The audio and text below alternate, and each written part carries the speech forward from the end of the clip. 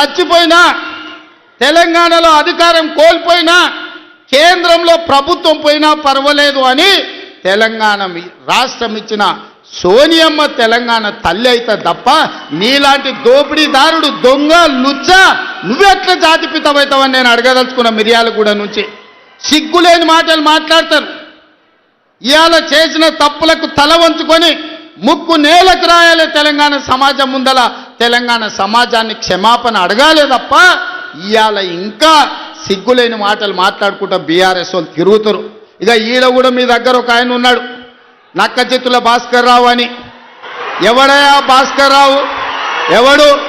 జానారెడ్డి చెప్పులు మోసినోడు కాదా? జానారెడ్డి ఇంట్లో నీళ్ళ సీసాలు మోసినోడు కాదా? జానారెడ్డి నమ్మి కన్న కొడుకు తీయకుండా నక్కచిత్తుల భాస్కర్ రావు టికెట్ ఇస్తే కాంగ్రెస్ పార్టీ కార్యకర్తలు మీ రక్తాన్ని చెమటగా మార్చి మీరు భుజాల మీద మోసి మిర్యాలకు కూడా ఎమ్మెల్యేని చేస్తే మీ ఆత్మ గౌరవాన్ని తీసుకెళ్లి ఎర్రవల్లి ఫామ్ హౌస్లో కేసీఆర్ కాళ్ళకాడ తాకట్టు పెట్టినోడు ఇవాళ మళ్ళా మీ దగ్గరకు వస్తున్నాడు. గాయన మనకు నాయకుడు.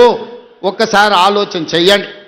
ఇవాళ ఈ నక్కచిత్తుల భాస్కర్ రావు ఇవాళ మనోళ్ళు నామినేషన్లు వేస్తే బెదిరిస్తుండట మీరు వాపసు తీసుకోవాలని. చింతపండు అవుతుంది భాస్కర్ రావు, నువ్వు అనుకుంటున్నామేమో. ఈ వేదిక మీద ఉన్న మేము ఎవరం జానారెడ్డి లాగా పెద్ద మనసు ఉన్నోళ్ళం కాదు. చింతపండు అవుతుంది నువ్వు అనుకుంటున్నావో. నీ తెలివితేటలన్నీ కత్తిపెట్టు, పోతావు మళ్ళా ఖమ్మం ఇట్లకెళ్ళ కూడా ఉండవు.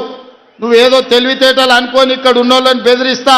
నాకు జానారెడ్డి సార్ తెలుసు, నాకు రఘువీరెడ్డి సార్ తెలుసు, లేకపోతే నాకు సుఖేందర్ రెడ్డి సార్ తెలుసు, ఈపులు వలిగేటప్పుడు అడ్డం వస్తారు అనుకుంటున్నామేమో. ఎవరు అడ్డం రారు. వాళ్ళందరూ నాకు చెప్పారు పలగాల్సిందే చింతపండు కావాల్సిందే భాస్కర్ రావు కానీ. వాళ్ళందరిని అడిగినా ఏం సంగతి అని. ఇక ఏం లేదు, చింతపండు కావాల్సిందే, చింతపండు చేయని చెప్పారు. అందుకే కాంగ్రెస్ పార్టీ కార్యకర్తలకు నేను చెప్పదలుచుకున్నా, ఎవరు భయపడాల్సిన పని లేదు. ఇట్లాంటి నక్కచిత్తులు చాలా మంది వస్తుంటారు. ఈ వినయాలన్నీ మన దగ్గర వనికిరావు. నమ్మి ఎమ్మెల్యేని చేస్తే మీరే నాగార్జున సార్ ఉప ఎన్నికలు జానారెడ్డిని ఓడగొట్టడానికి ఇల్లు తిరిగిండు. గింతకంటే మోసగాడు ఎవడని ఉంటాడా? ఇట్లాంటి మోసగాళ్ళని గెలవనిచ్చారంటే మిర్యాలకు కూడా గౌరవమే పోతుంది. అందుకే మిత్రులారా, ఈ మున్సిపల్ ఎన్నికల్లో ఈ వేదిక మీద నుంచి నేను ఒక్కటే మాట చెప్పదలుచుకున్నా. మిర్యాలగూడ నల్గొండ జిల్లాలో ఉండే 18 మున్సిపాలిటీల మీద నాకేం ఆలోచన లేదు, నాకేం రంది లేదు. 100% మీరు గెలిపిస్తారు, నాకు నమ్మకం ఉంది. కానీ రాష్ట్రంలో 123 గెలిచి తీరాలి. ప్రజలకు ఈరోజు సంక్షేమం అందాలి అంటే, తెలంగాణ రాష్ట్రం అభివృద్ధి జరగాలి అని అంటే ఈ 2 ఏళ్లలో తెలంగాణ మున్సిపాలిటీలలో 17,472 కోట్ల రూపాయలు మనం ఖర్చు పెట్టినాం. కేవలం నల్గొండ జిల్లా మున్సిపాలిటీలకు 2,028 కోట్ల రూపాయలు ఖర్చు పెట్టినాం. మీ మిర్యాలగూడ మున్సిపాలిటీలో 295 కోట్ల రూపాయలు నిధుల మంజూరు చేసినాం.